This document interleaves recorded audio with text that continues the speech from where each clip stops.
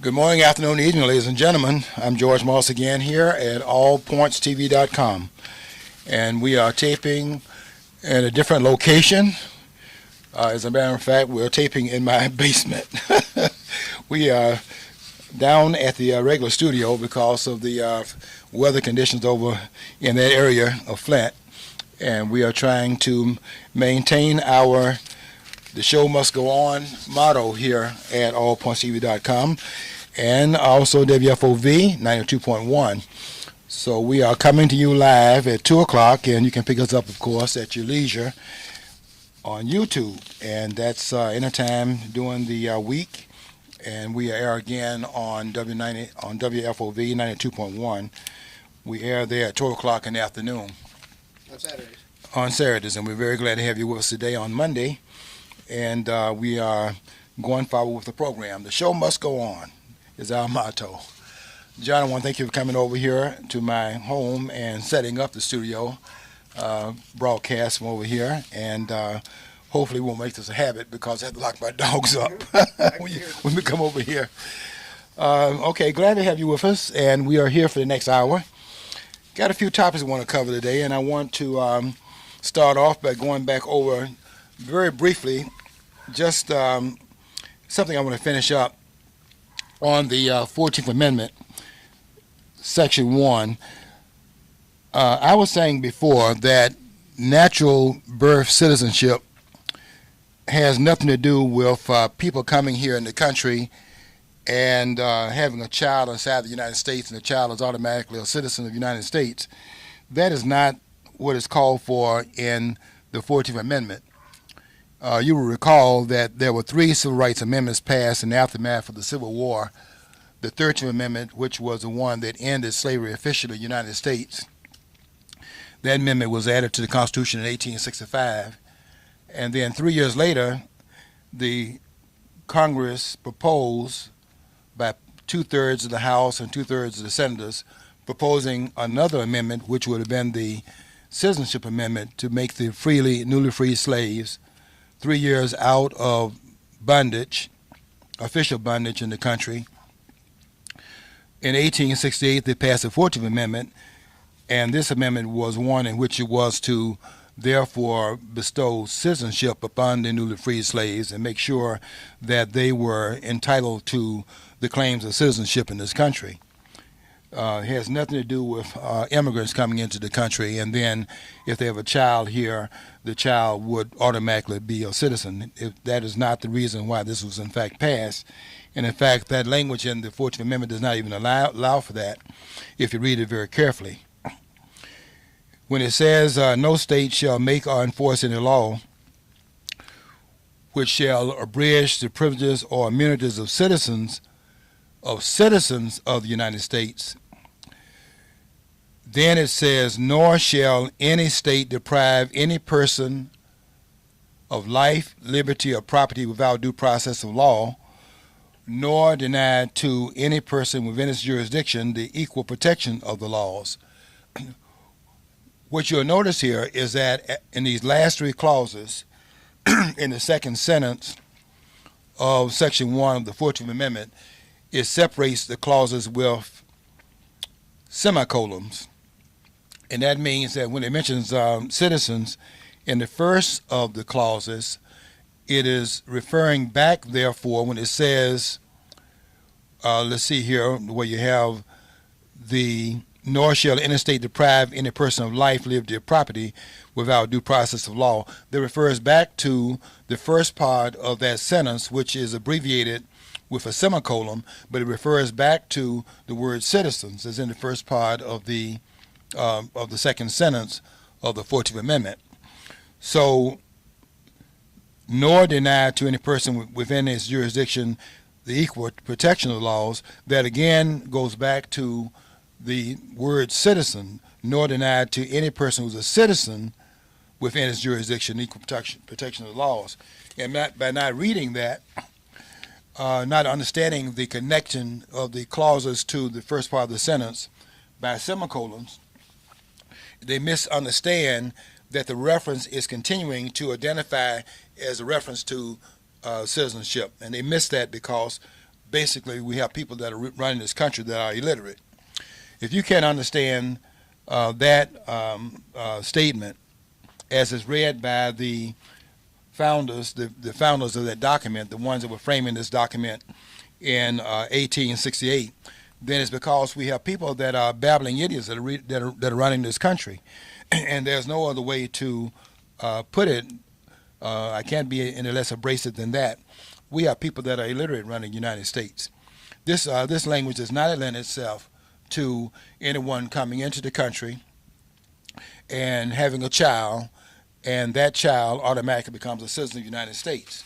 I'll get back to that in just a minute, but I want to tell you about a situation I had when I was first starting my teaching career. I was in the classroom, and I wrote on the board something that shows the same problem with people not being able to understand how language is written and punctuation. I wrote on the board, I said, the Chinese do not farm, they garden. So I had some really sharp students, and they raised their hand. No, Mr. Moss, that should read, the Chinese do not farm their gardens. So they couldn't wait till the bell sound. They're going to correct me. They had never met Mrs. Reed, so they're going to correct me on my grammar. So they ran down the hallway where the English department was, and they were going to take me to the English staff because my English was wrong. So they ran down the hallway, and they said, I followed them down there, come on, Mr. Moss, we're going down and talk to the English teachers. So I went down the hallway, and initially the English staff members agreed with the students. They said, yeah, it should be the Chinese do not farm their garden. So I told the teachers, I said, did you see that comma there? That comma separates the two clauses. There's two clauses there. The farmers do not, the Chinese do not farm. That's a clause. It's a statement of itself. It's separated by another statement of itself, and there's a comma between the two. The Chinese do not farm, comma, they garden. And that comma is important because what it does here is that it separates the two ideas to show they cannot afford to farm. They garden instead because every plant given their population must make a difference. They can't afford the waste. So they don't farm, where the farming can be more haphazard and happenstance and maybe not as efficient, and you're not careful in the farming. But because they don't have the luxury of doing that, given their 1.6 billion people in the population, they don't farm, they garden. More meticulous farming, in other words. And so when the English teachers saw the point and the context in which the point was made, then they changed their mind, but they did not see the punctuation because the students were telling them about it, and they didn't see the sentences I'd written on the board. I just want to make that point in terms of saying that if you don't pay attention to punctuation, you can miss the whole point of what's written. And what's written here that's missed is the semicolons. But all parts of that second sentence of the section 1 of Amendment 14 refers back to citizenship. Now, I brought something else to the studio to further validate this point, that you do not have the right to citizenship because you have a child. You come over here, you're not a citizen, you have a child in the United States, and your child is automatically a citizen of the United States.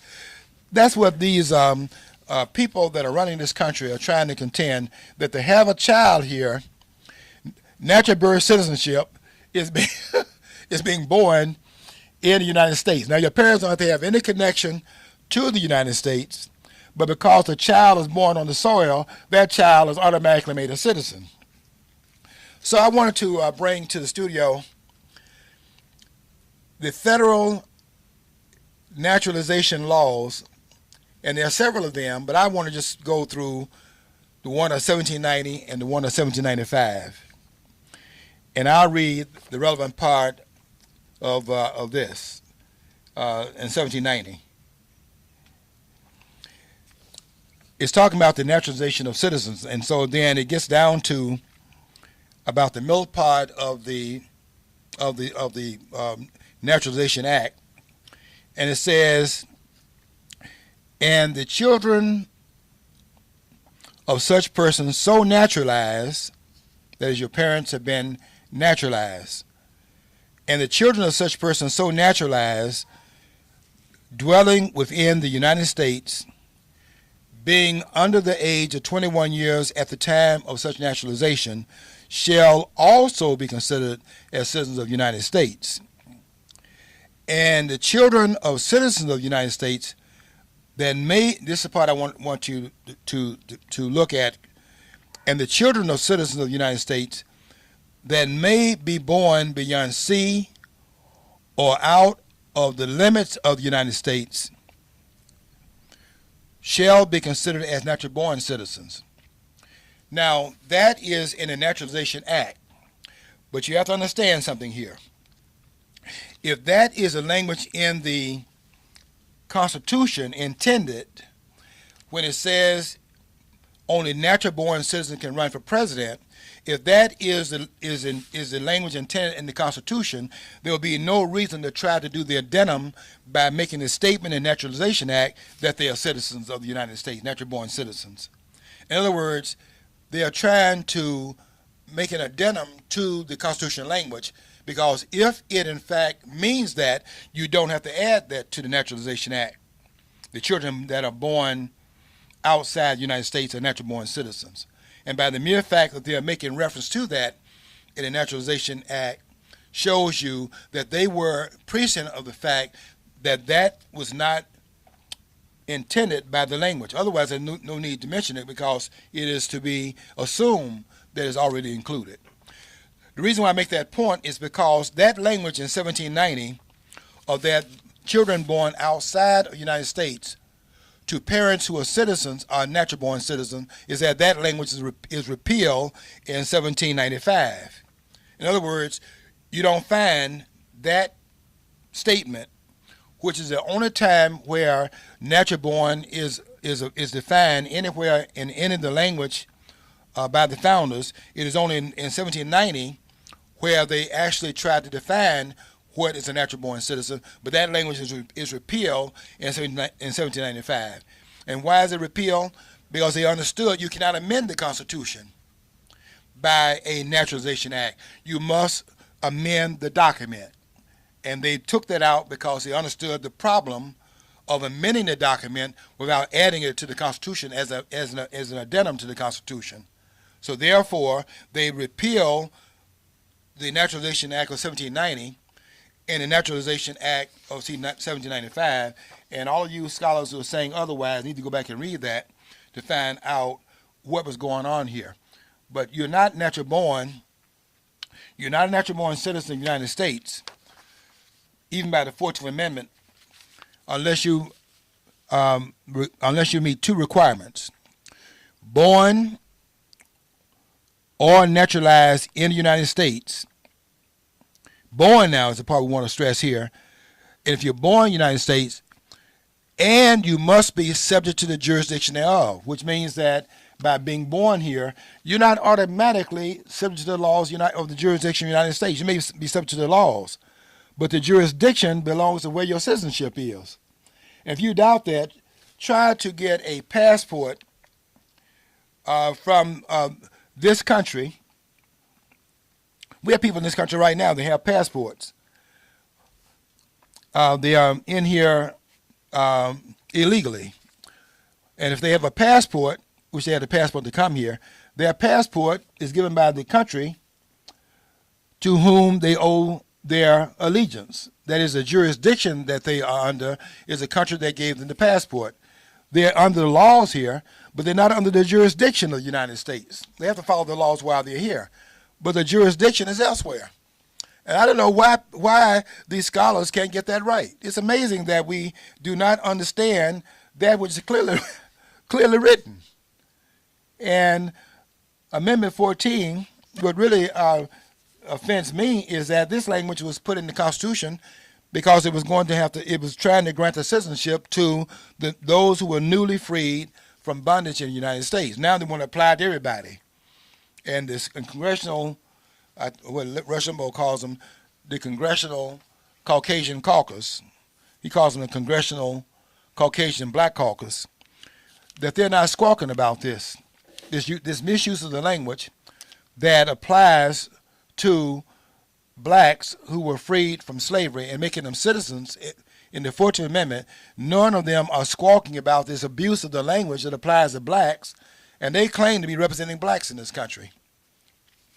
And it's a claim that's not borne out by any of the documentation, because you can go back and see where when Donald Trump was talking about how the unemployment rate has been lowered in the country and blacks' unemployment rate is the lowest it's ever been.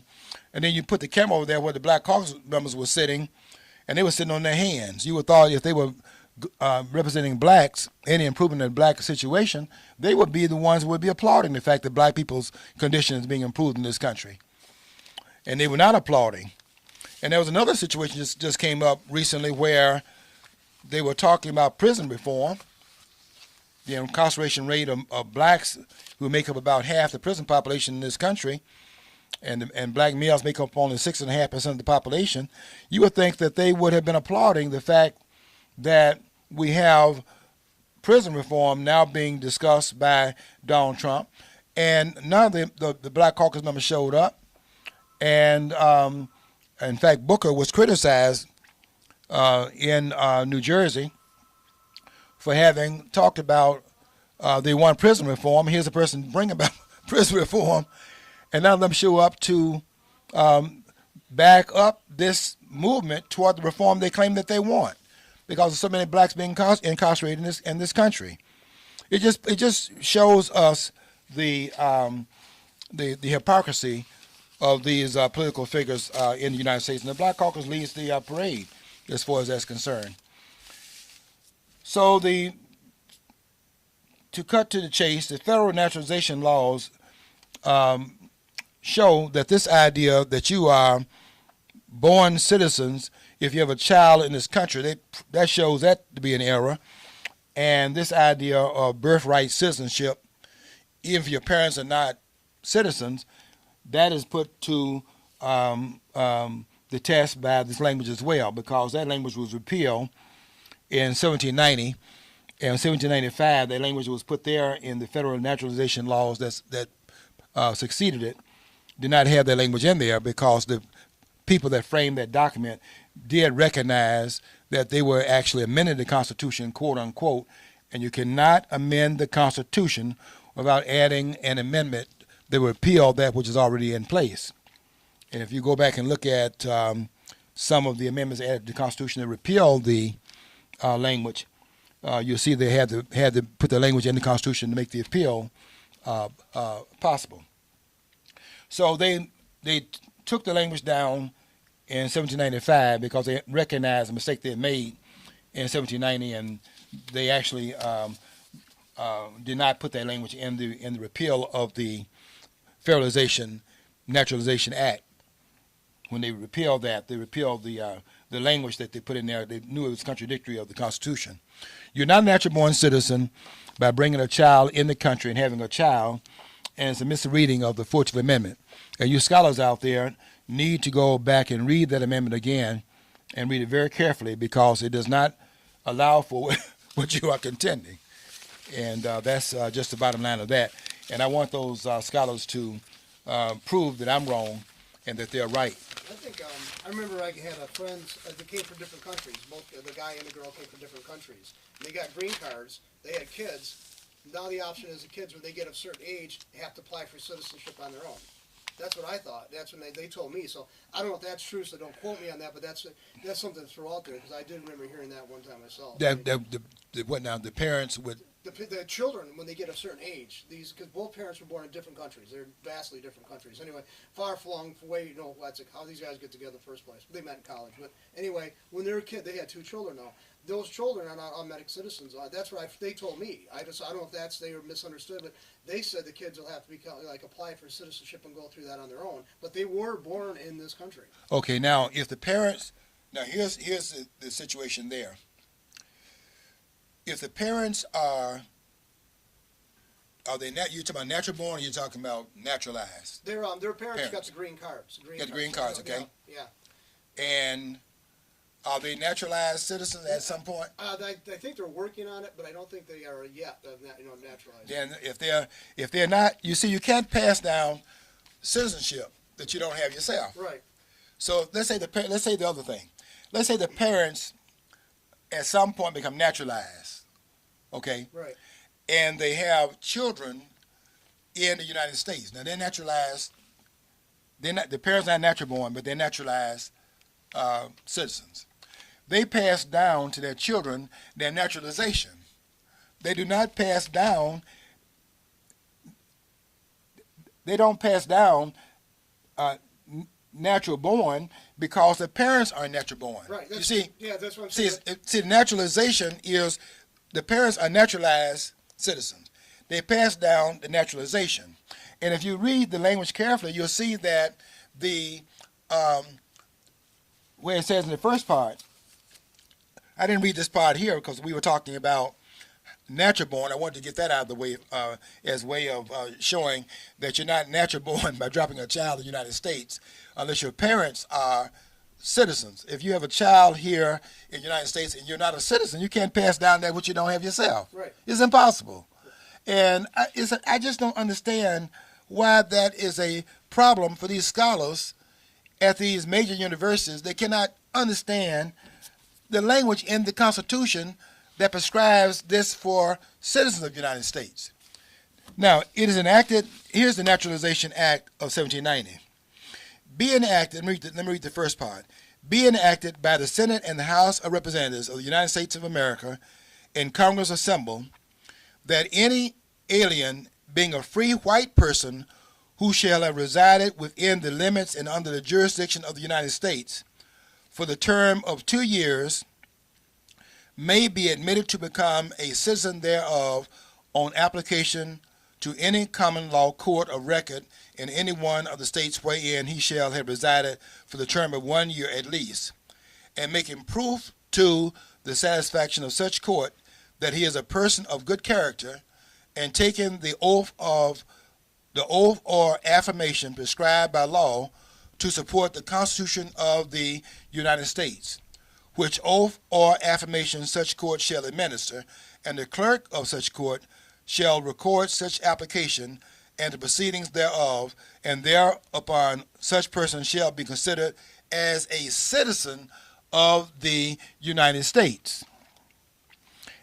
And the children of such persons so naturalized, dwelling within the United States, listen carefully, being under the age of 21 years of age at the time of the naturalization, shall also be considered as citizens of the United States. It doesn't say natural born. As citizens of the United States. Why is it as citizens of the United States? Because the parents are passing down their naturalization citizenship. You see the difference? Yeah. So the idea, you understand this, folks. The parents cannot pass down to the child that which they don't have themselves. You see my point? Yeah. So the parents are naturalized. They pass down the naturalization citizenship to their children because they're naturalized. They don't pass down natural born citizenship because they don't have that themselves. There's no problem here. There's consistency with the Constitution. Now, why would they have that as the caveat in the Constitution? Well, let's look at the rest of the Constitution to get the idea behind it. Let's go to Article 2, Section 4. Now I'm going to read it from the Constitution so you don't think I'm making it up. But I can quote it. But let me just read it so you will see that, that it's in there. In Article 2, Section 4, it says the President, Vice President, and all civil officers of the United States shall be removed from office upon impeachment for and conviction of treason, bribery, and other high crimes and misdemeanors. Now, after having said that, let me read it from the book now, because there's only 4 clauses in Article 2, Section 4. It's only 4 sections to it. So in Article 2, Section 4, I'll read it this time from the document. I was quoting it the first time from my memory, but let me read it so you'll see it's in here.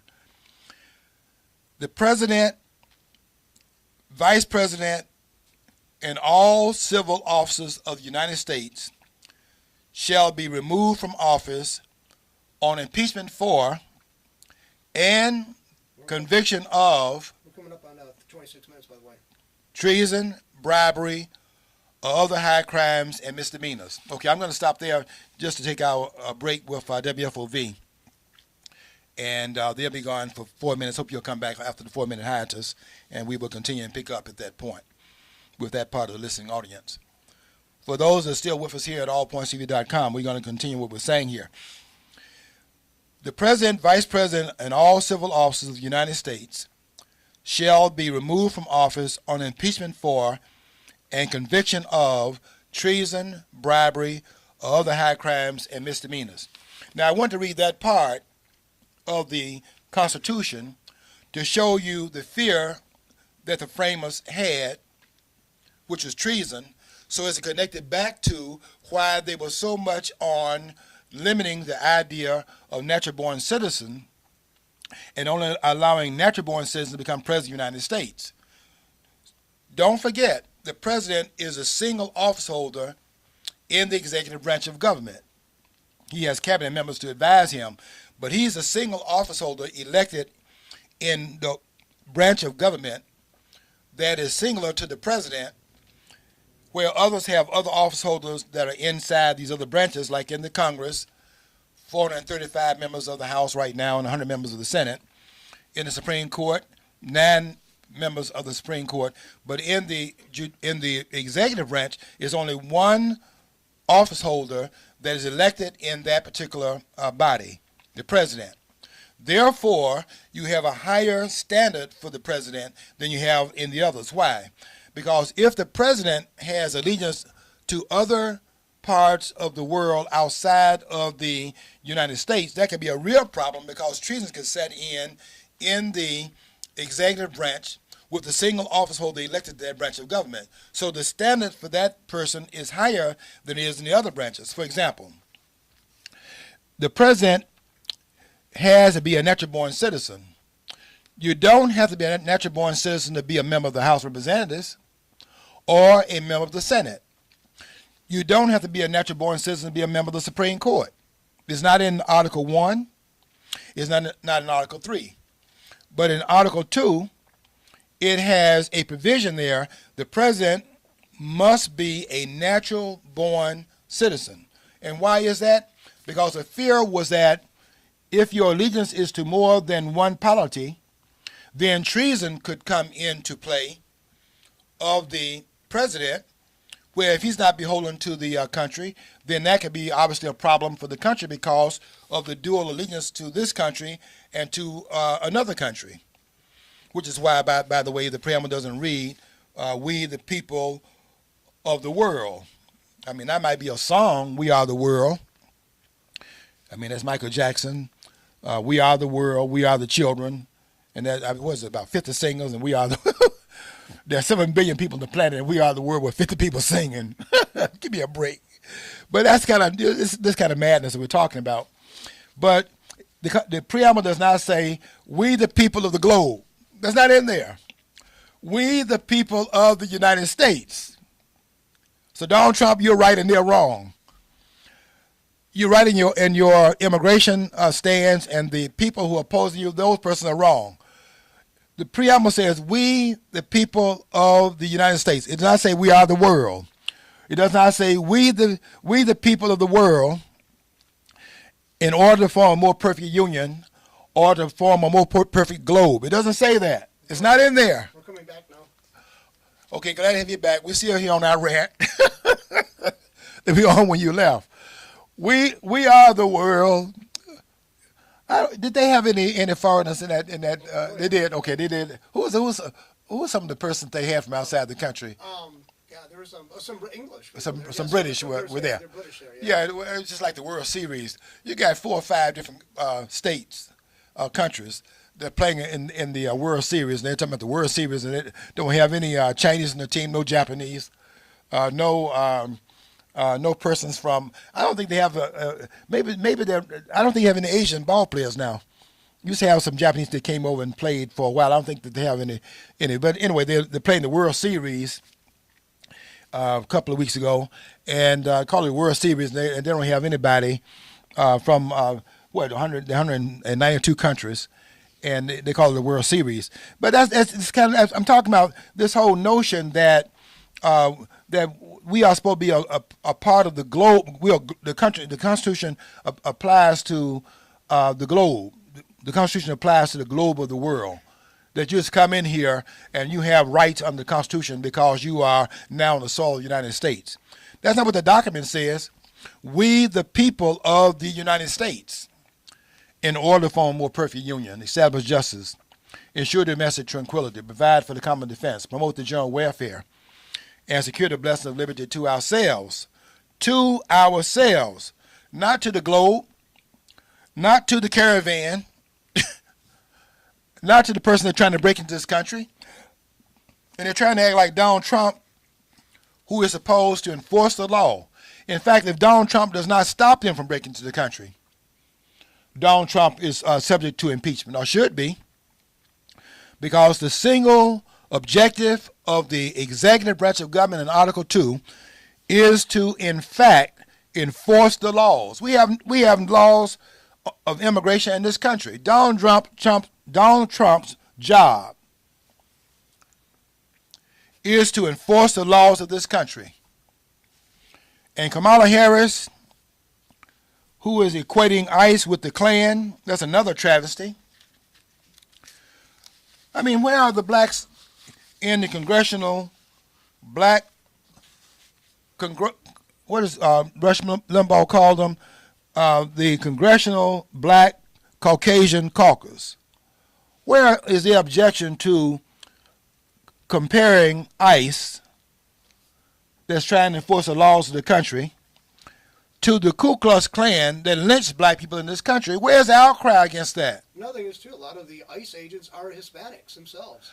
A big part of it. I mean, I've seen interviews. Nobody talks about that, John. Last names. I mean, that's exactly true. They might have been in Texas or New Mexico for 3 to 5 generations, but they are with ICE, and they have Hispanic last names. That's another part of what's hidden. The Hispanic population does not want to have people coming in here breaking into this country. Why? Because they went through the naturalization process themselves. Right.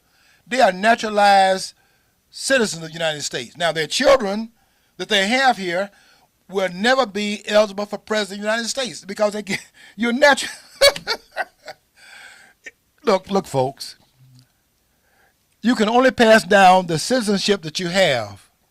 If you don't have citizenship, there's nothing to pass down. Can we understand that? We are the world. We're not the world. We are the United States of America. And Donald Trump is exactly right when he says he was elected to be the president of the United States. He was not elected to be the president of the globe. Okay, the other point I'd like to bring in too, though, and I don't know if people can hear me that well, but let's face it, poor people are going to be in more competition with each other for available jobs. And I don't see how blacks wouldn't be kind of concerned about an insurgents of people coming up here who are now going to be their darlings. They're going to be the media.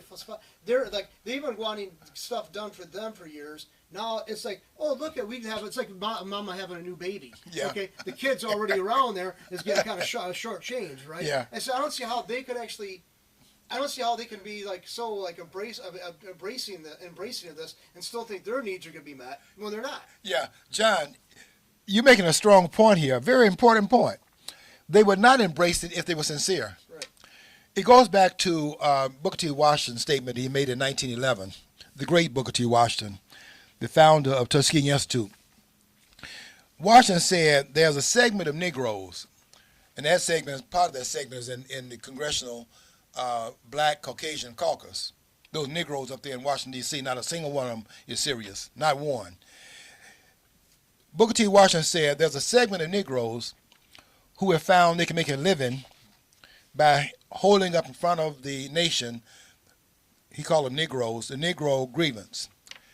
Because they found out, this segment of Negroes have found out that they can make a living by holding up the grievance of the Negro.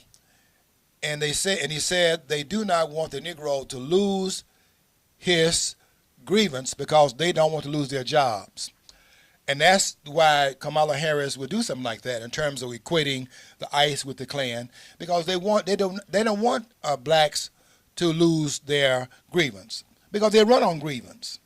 Every one of those members in the Congressional Black Caucasian Caucus is elected in a black district because white Democrats won't elect blacks.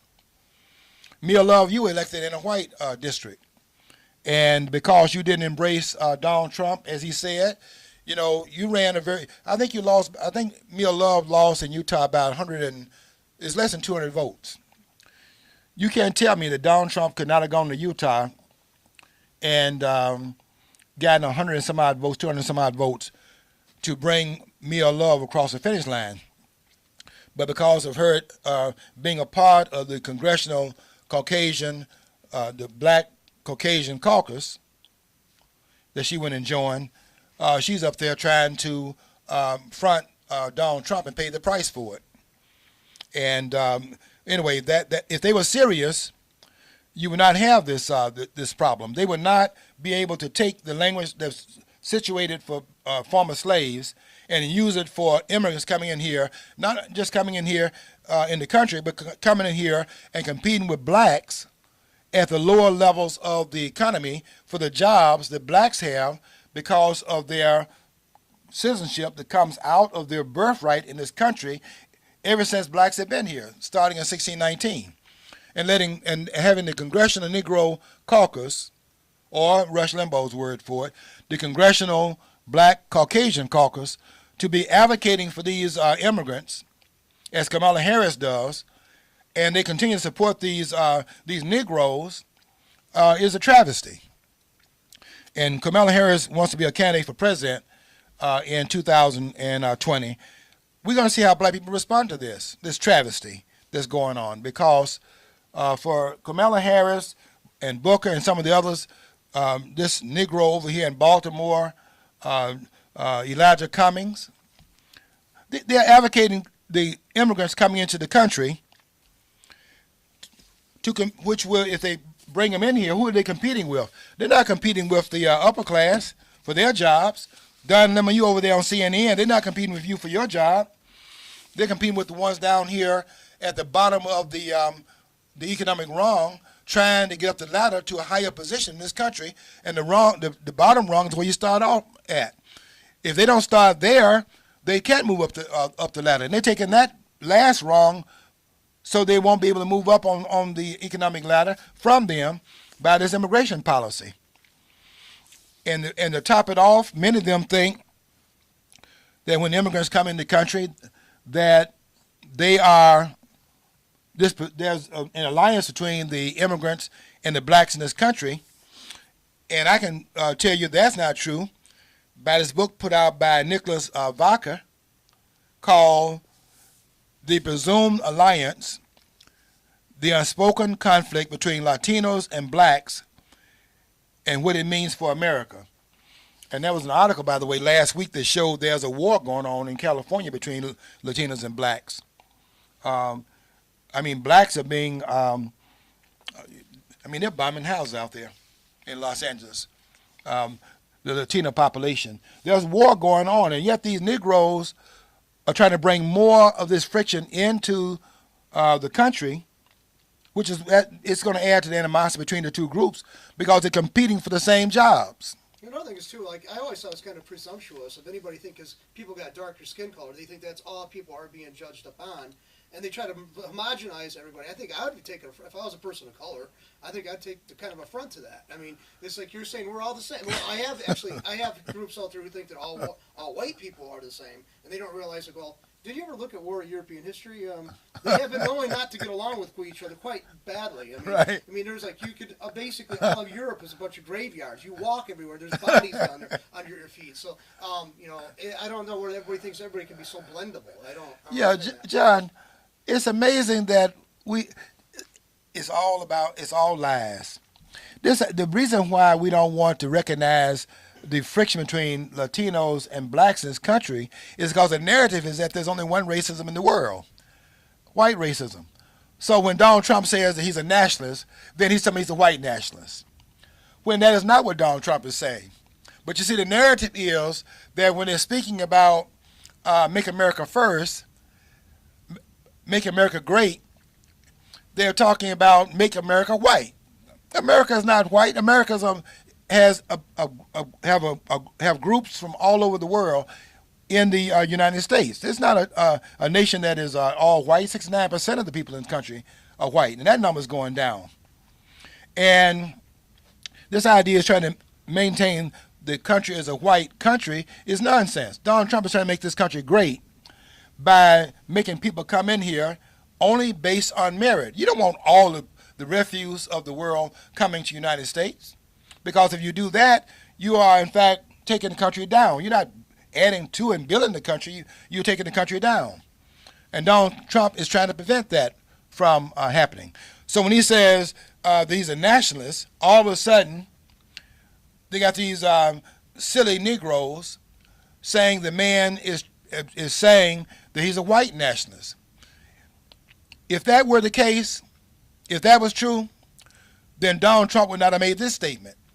He said that he does not blame China and Japan and all these other nations, Mexico, that have taken advantage of the United States in their trade deals with the United States. He said he doesn't blame them for representing their countries. He expects them to be nationalists in their countries.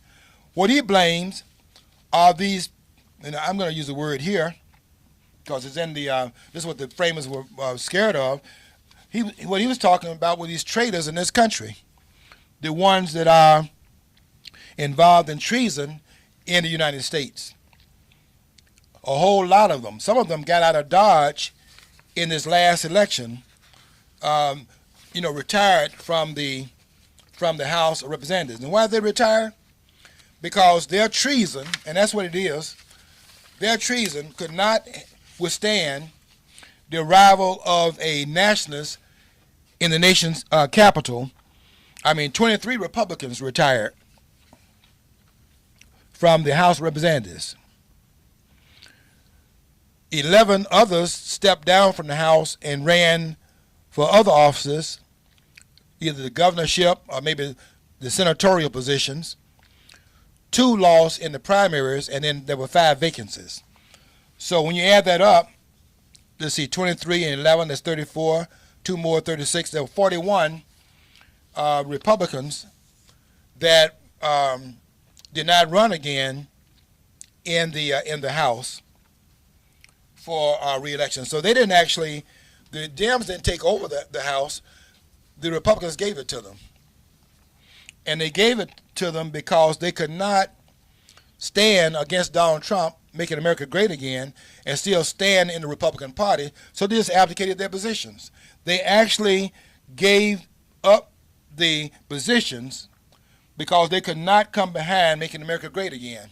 And they've been outed by the election of Donald Trump, and their treason is now obvious and open for those that want to look at it, because that's what they were in fact doing. In the Senate, you had 3 Republicans step down. Bob Corker from Tennessee, Jeff Flake from Arizona, and Orrin Hatch from Utah, which would have had the potential of changing the majority in the Senate, because they only had three vote majority in the Senate. 3 senators all of a sudden stepped down in the Republican Party in the Senate. But the Republican Party was able to maintain the Senate. Now, as to the politics involved in that, Jeff Flake was one of them to step down. Bob Corker stepped down. These were anti-Trump Republicans. And Jeff Flake is talking about running against the president in 2020, which shows you another aspect of why he was, in fact, leaving office. Because they don't support this idea of making America great again. These people are hiding out in the Republican Party because they are Democrats.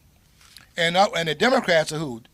The Democrats are those persons that are trying to turn this country into a third world country, a socialist country. And you got people in the Republican Party doing the same thing. And I would ask the people listening to this program, why is it that we had, for the last 2 years, we've had a majority of Republicans in the House and we had a majority in the Senate? Why is it that with the majority in the House and the majority in the Senate, we still don't have that wall? Why was there no wall built? Why don't we have the appropriations for the wall in the House under Ryan, who's another one stepping down? Why didn't we have that? It's because they are just like the Democrats. They don't want to have that wall built either, because they're trying to transform this country into something it wasn't intended to be.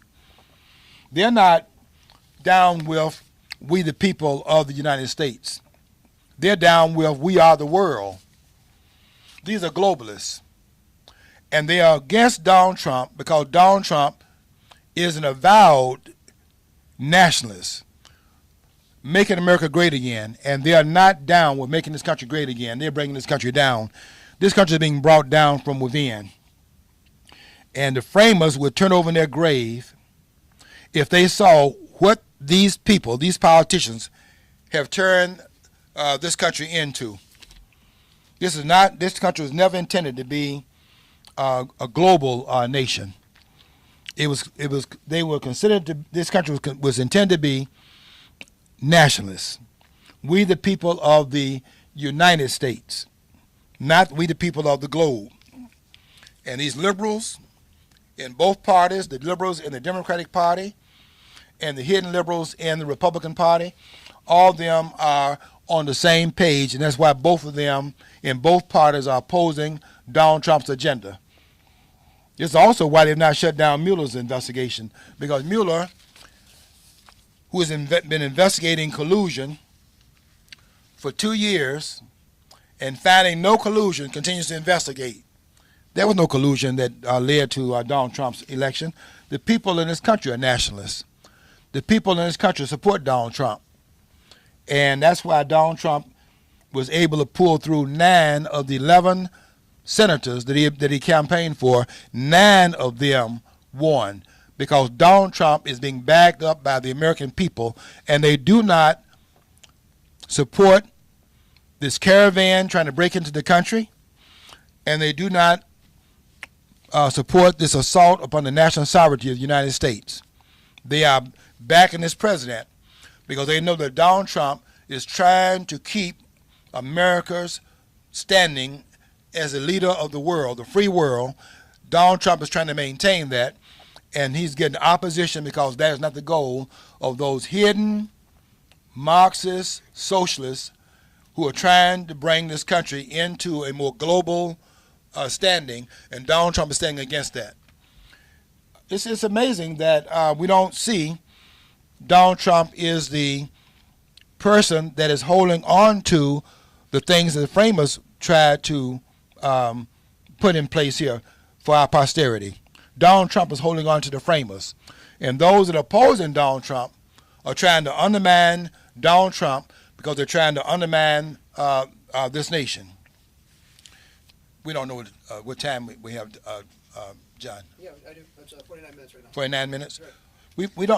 We have to go and look at what Donald Trump is intended to do. Donald Trump is trying to fulfill the mission of the framers, who had in mind the posterity, passing the Constitution down, do ordain this Constitution to ourselves and to the posterity, those who were to be the antecedents to the framers and to those that were there when the Constitution was drawn up. They're trying to pass this legacy down to the posterity of this country, and Donald Trump is carrying that mandate out. I think you can recall Donald Trump having said that one of his greatest contributions has been that he's brought these people in the background, these anti-Americans in the background, that he's brought them out of the woodwork. CNN and all the ones on CNN. I mean, you listen to those persons over there. MSNBC, NBC, ABC, CBS, all those networks are un-American networks. These are globalists behind those cameras and in front of those cameras. Don Lemon, Jeffrey Toobin. You used to listen to these people on CNN and listen to their fake news and try to figure out why is it that everything that Donald Trump does, no matter whether it's good or not, why they never say anything good about this president, why it is that 92% of the press coverage of this president is negative on all of the alphabet soup networks. Why is that? Because Donald Trump is supporting MAGA, Make America Great Again. And their agenda is not to make America great again. In fact, they started opposing Donald Trump on day one. They were talking about impeaching Donald Trump before Donald Trump took office. And the reason was because Donald Trump had won an election that the globalists said was impossible for him to win, and the American people said otherwise and voted Donald Trump in. The next day they're talking about impeaching him. And here's Maxine Waters, who does not understand Article 2, Section 4. Impeach 45. These people don't even understand the Constitution. Impeach 45. The Constitution says the president, the vice president, and all civil officers shall be removed from office upon impeachment for and conviction of. Impeachment is not removal. Impeachment is accusation. You accuse the president of wrongdoing. You can accuse the president of anything. It's a political charge. The political accusation then is then referred to the Senate where the trial is held. And it takes a majority to impeach in the House. That's in Article 1, Section 2, Clause 5. And then you try the impeachment in the Senate, Article 1, Section 3, Clause 6, and it takes a 2/3 vote in the Senate to convict the president. So if you impeach but don't convict, the impeachment then is for naught, because unless you convict upon the impeachment charge, the person is retained in office. And the framers make that difficult to remove a president because he's been voted in by the American people. So removal is very difficult. 2/3 of the Senate, 6 or 7 senators, must agree to that. And don't forget that there are right now, according to the latest numbers, 53 members, providing that they win in Mississippi today. They got to vote in Mississippi today. If they win in Mississippi, there are 53 Republicans and 47 Democrats. Well, 46, we have one independent. And the chance of you removing the president on impeachment is zero, because you're not going to get 2/3 of the Republicans to remove this president. Doesn't mean they want him in there, but it means that they don't have the cover to remove him and then claim they are members of the Republican Party. So the chance of him being removed is nonsense. And Maxine Waters saying impeach 45, it just shows she doesn't understand the Constitution. Because impeachment doesn't remove the president. Conviction removes the president after impeachment. And that is what the Constitution requires. So we have these people that's running this country, as I said earlier, who basically, I think most of them are illiterate because they can't read the document they're supposed to be upholding. They're supposed to uphold the Constitution of the United States. But if you cannot read the document, how can you uphold it when you don't understand what the language is that it requires in the document? The document requires that the people coming in here be naturalized. And that's take an oath of allegiance to the United States and renounce any other allegiance that you have. And you don't come in here and have a child and the child automatically becomes a citizen by being born on the soil. That's not in the Constitution. It's not required in the Constitution. And Donald Trump is trying to hold them to what the framers and also the framers of the 14th Amendment intended. He's trying to hold them onto that, and the courts, which is another part of the problem we have in this country, the federal courts, maybe not so much now that we have Donald Trump having placed 2 members on the Supreme Court, Gorsuch and Kavanaugh.